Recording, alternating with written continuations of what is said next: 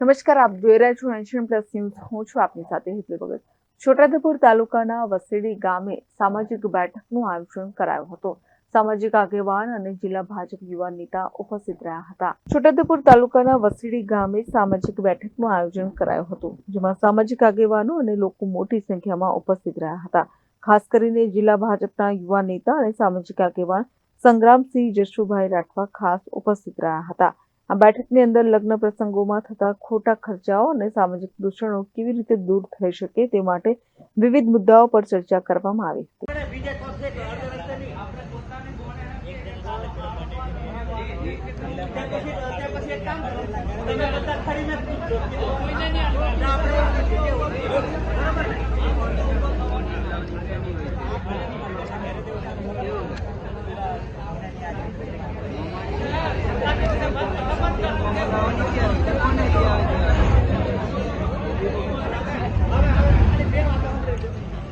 હવે ડીજેનો મુદ્દો કેમ કે ડીજેનો મુદ્દો જ ગંભીર છે.